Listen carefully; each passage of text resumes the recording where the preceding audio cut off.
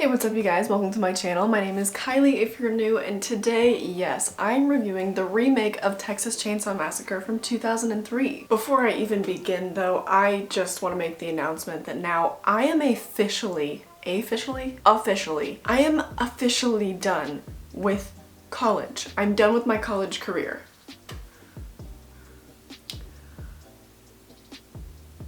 I did it.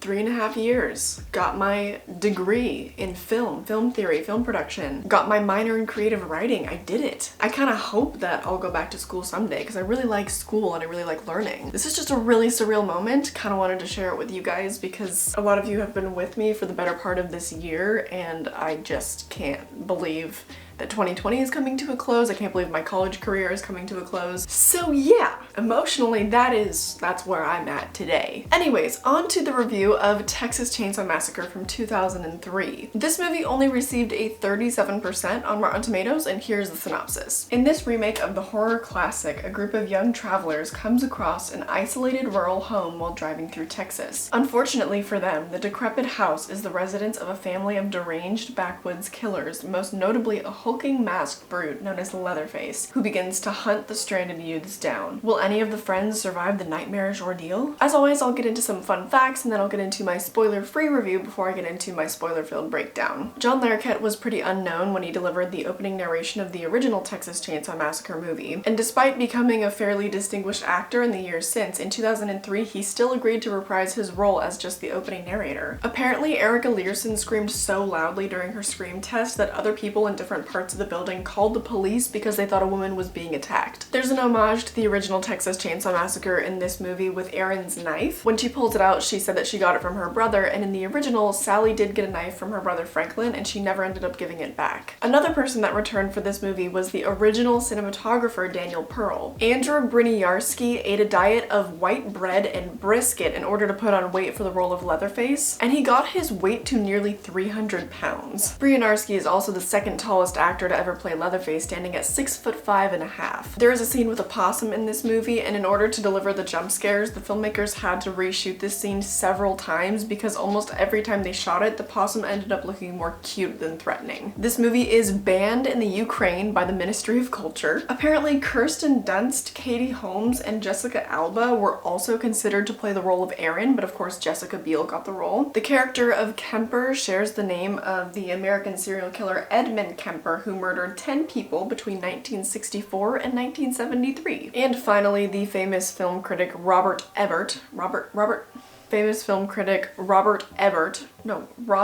oh my god. And finally, the famous film critic is this even a tongue twister? Why can't I say this? Finally, the famous film critic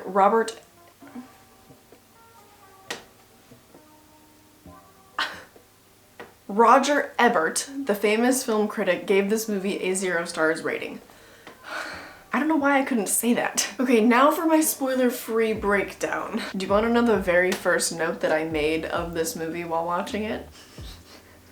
I said, "Not Sweet Home Alabama." I actually love that song, so I was like, no way, they're not playing my absolute jam right now. Anyways, just thought that was funny, and then these next notes are kind of just like nitpicks, but they're really the only negative things that I had to say about the movie. The second thing that I noted was that movie takes place in the 70s, obviously, but it feels very 2000s. The girls are wearing low-rise pants or low-rise skirt. That probably existed at some point in the 70s. I just think that low-rise jeans especially are like the defining landmark of early 2000s fashion. Next, if there was any opportunity in this movie, however far-reaching, Jessica Biel would somehow always end up being soaking wet. And I saw it coming from a mile away because as soon as I saw her wearing a white shirt, I was like, I knew it. And lastly, my last nitpick, at times I felt like the movie was just a little bit too long. I felt like some of the sequences probably could have just been cut out in their entirety just because it was a lot of the same thing kind of happening over and over with her running away from Leatherface and stuff like that. At least each location was very different and it did maintain my interest. I just thought that for how much misery this film was inflicting, it was just going on a little bit too long for me. So I just wanted to get those nitpicks out of the way because I Oh my god. This movie was fantastic. I say that while still kind of struggling with exactly how I feel about it, because this movie it's a true horror movie. And please take this with a grain of salt because everything about horror is extremely subjective, so what I consider to be true horror is probably completely different than what you would think. But why I call this movie a true horror movie is because I think it contains almost all of the elements required to make a great horror movie. So a couple of these things, I don't know, I mean, for one, hot people. Although, you know what, no, because that's true for any genre. You need hot people in your movie, so scratch that. They had really good, nay, great cinematography, obviously. And I think that great cinematography in horror means having really interesting and slightly, maybe sometimes uncomfortable angles. I think this movie had a good mix of shots that really force you to confront what you're watching, and then also more suggestive shots that let your imagination play with it. There was a good mixture of both of those. You also need shots with really good composition and depth, and I think this movie absolutely had that. This movie also had an amazing color palette. It was very earth-toned, a lot of dark greens, a lot of browns, and there was also this really gritty kind of filter over it, which definitely gave it more of a 70s feel. Next thing is convincing acting. This movie had it. I don't really feel the need to elaborate because I don't think there was really anybody that didn't pull their weight. I thought that everybody delivered a really good performance in this movie. This next aspect is not crucial, but this movie had pretty good gore, and a lot of it was actually suggestive, but some of it was really in your face, and I haven't had gore in a movie get under my skin that badly in quite a while, and I'm not even a gore lover. I don't typically really like it that much, really because it triggers my fight or flight, but I did include it on this list of what makes a great horror movie because the gore in this movie is what contributed to making it so unsettling because it was very convincing. And at the end of the day, I think that being unsettled and being uncomfortable is the best way to get me to feel scared. Although, I don't know, I mean, this movie had really frightening situations, but I wouldn't even call this movie scary. I think I would just call it very viscerally upsetting, or maybe viscerally disturbing would be a better way to characterize it, and it has been a long time since a horror movie has been that effective for me. I would also compare this movie to The House of Wax from 2005, another excellent film for basically all of the same reasons, although I think that movie is slightly more flawed. If you're not good with gore, I probably wouldn't recommend this movie for you, although I'm not good with gore, and I survived. I was very captivated by this movie, so I highly recommend it. It's honestly one of the most gritty and disturbing horror movies that I've seen in a very long time. I'm surprised this movie isn't more mainstream, to be honest, because this movie and House of Wax I feel like have just been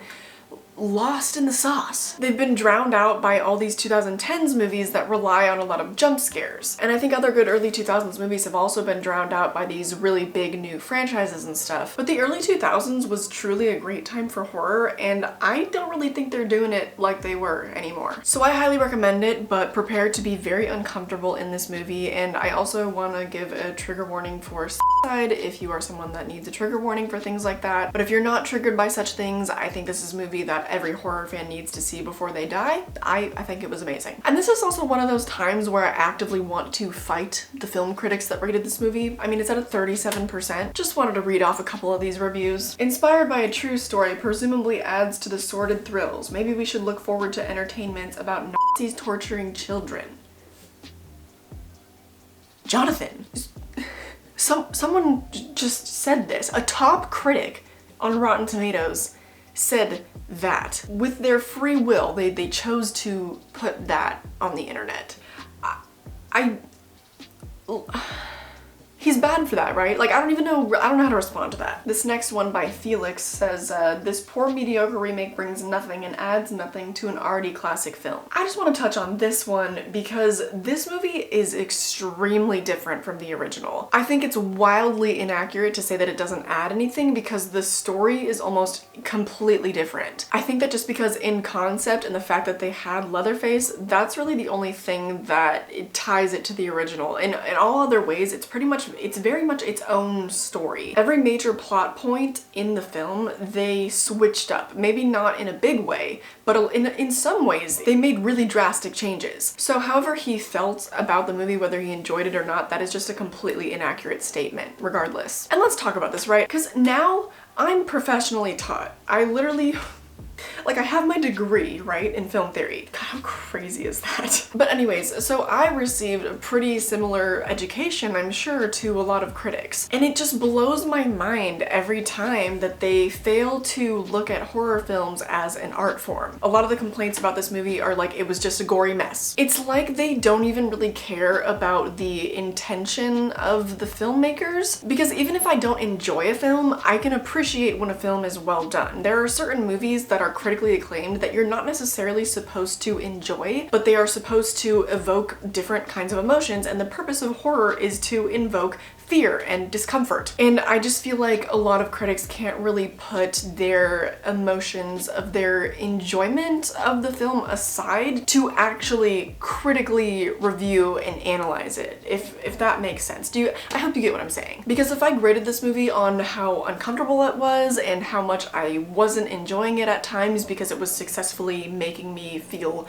you know, disturbed or afraid, I guess I would have given it a low score too, because I didn't necessarily have fun watching it, I guess. But as an art form, with the cinematography, with the writing, with I think all the ways that they so creatively changed the original story, with the performances of the actors, I think it would be so illogical for me not to rave about the movie and call it like it is, because it is amazing. As always, there is still some subjectivity to that. I mean, you can only go so far in your objective observations of things. Had to rant for a moment, let's move on. Unfortunately, I didn't react to this movie, and I really wish that I did, because this movie was loaded. This movie got a lot of reactions from me, but I don't think that anyone really requested for me to react to this one, and I'm kind of glad I didn't, because I was very immersed in the movie. It was also really late at night, so it didn't have good lighting. I just didn't really feel up to it. I was also obviously just in finals week, so no reaction today, unfortunately, but I am gonna move on to my spoiler section, so if you haven't seen the movie, now is probably the time to click off. So I'm just gonna kind of discuss the major plot points as they went along. So the opening of this film, wow. So John Larroquette reprises his role, and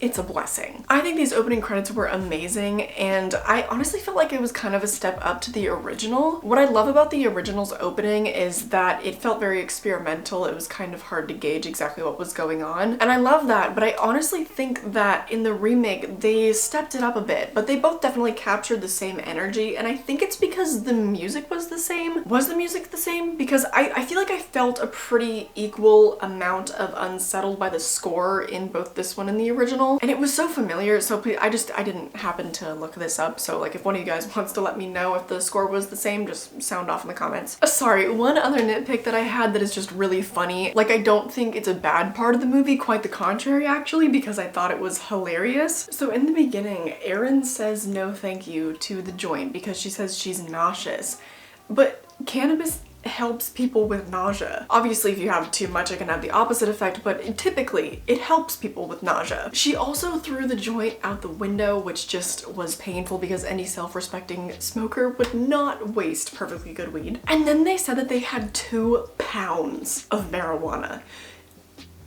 Do we know? Do you realize how much weed that is?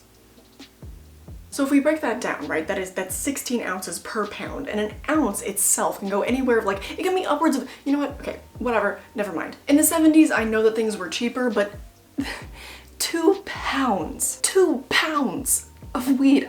Okay, obviously weed heads did not write this movie, but again, I just found that to be really funny, so especially if you don't smoke, I wanted to bring it to your attention because you might not have realized kind of how hilarious that whole situation was. Next, I want to talk about the Hitchhiker because I thought that was a really interesting take that they had on it. And this is an example of what the remake did so well because it captured the essence of the original while making it completely its own. Someone commented on one of my older videos and they said that this was a remake done right, and that's just facts right there. I'm not going to talk about what she does in case I have sensitive members of my audience, but about that scene, I will say that the crazy shots moving through the hole in the window and everything like that, the cinematography in that one particular scene really stood out to me. I think my favorite part of that scene, definitely the best shot by far, is when the steam is coming up out of her mouth. I thought that looked so cool. Next topic, there was a child in this movie. A child. His fake teeth were glaringly obvious, but his performance on the other hand, oh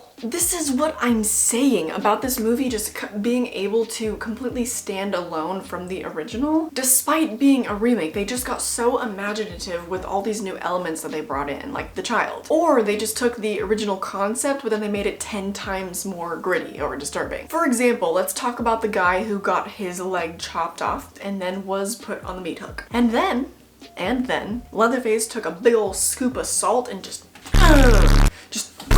right in the wound. And then later, of course, Erin tries to lift him up off the hook so unsuccessfully. And then she has to stab him to death to put him out of his misery, right? She stabs him in the stomach, and that's literally, that is the worst place to stab someone if you want them to have a quick and painless death. When you get stabbed in the stomach, that's like you're gonna take days, not literal days, I just mean an exaggerated, a long amount of time to bleed out. And then she just sat in the rain of his hot blood for a second, just kind of crying and letting his blood honestly, that is a scene that I would have cut, and really that was the only moment of the movie I think that I found to be cheesy, so I would have cut that, but sorry, okay. Anyway, so this going back was an obvious reference to the meat hook scene in the original, but then they added all of these elements that just end up turning your stomach in so many more types of ways. The next thing, we see Leatherface's face. And it honestly kind of reminded me of Red Skull's face from Captain America. Did anybody else make that connection? I don't know, they looked kind of similar. Oh my god, you guys, how funny would it be if the writers of Captain America got their inspiration from this movie? That'd be too much. That would be too much. Ooh, my next topic though, I did make a note, and you know what I said? I said, this movie is making me slightly too uncomfortable. And I made this note during the scene with the sheriff and with, no, I don't remember his name. The guy who gets in the car with the sheriff and he gets his tooth knocked out and all that good stuff. I couldn't believe that scene, and honestly, just I think it's probably having to do with how much focus of that scene centered on his mouth and pain in his mouth and him losing his tooth and stuff. Mouth trauma in any form really gets to me because I am just fastidious about caring for my teeth and my oral health. I have a slight anxiety about people working in my mouth. It's not a good time for me. So that scene was just a little bit too much for me, and obviously, you know, the point of horror and of this movie was to be shocking and disturbing. Typically though, I enjoy the ways in which I can be shocked, even if in the moment, emotionally, it doesn't feel super great. I can enjoy, you know, the feeling of being shocked. Not in this case. That scene was probably, I think, the only one that was just a little bit too much for me. Which is odd just because of how much intense gore and other, you know, really, really quite intense moments this movie had, and this was the scene that stuck with me. The next topic is something that I have already slightly covered, and that is the climax of this movie. Initially, I was kind of bumming hard about the length of this movie because I was like, oh my god, all of that, and I just know she's gonna end up at the dinner table and there's gonna be a dinner scene. And then it didn't go there, and the showdown was in a mother freaking slaughterhouse. Genius. What a wonderful misdirect. I mean, because this is a remake, you do expect a dinner scene, and then she does get captured, I think, just multiple times? She gets captured multiple times, so it leads you, it's this misdirect to where you think that she is going to end up at the dinner table, and then it's like, nah, she's gonna be dodging meat and hiding in lockers and cleaving Leatherface's arm off.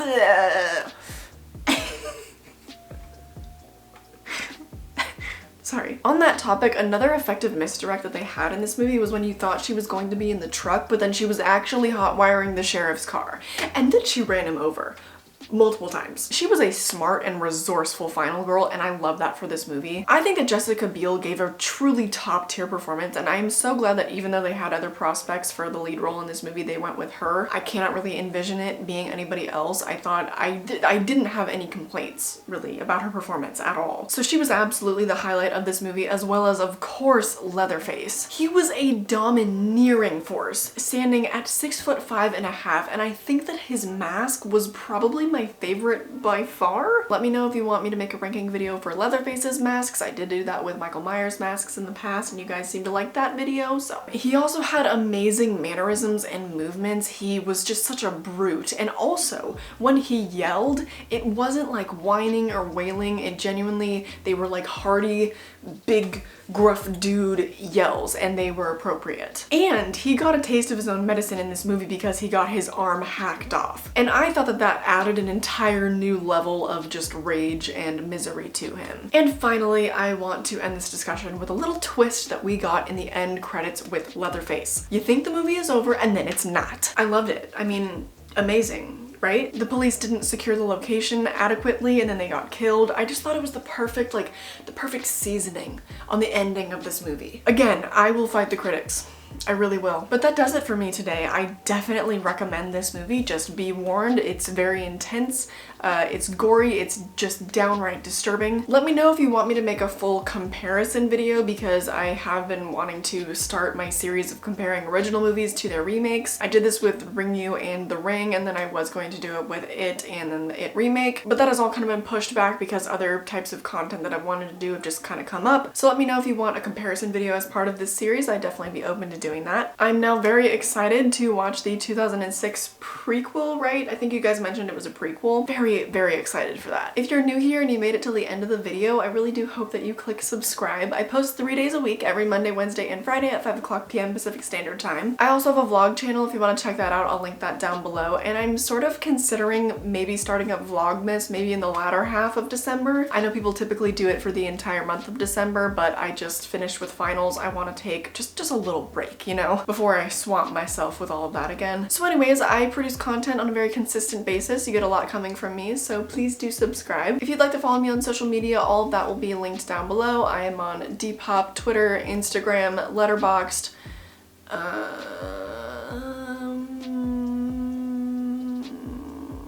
What's the last one? Depop, Twitter, Instagram, Letterboxd, TikTok. Now that I'm done with school, hopefully that's another creative outlet that I can pursue, so if you feel like it, follow me on TikTok. Also be sure to check out those petitions and sources linked down below. I update this every single week. I hope that you enjoyed this video and I hope I catch you in the next one. Bye!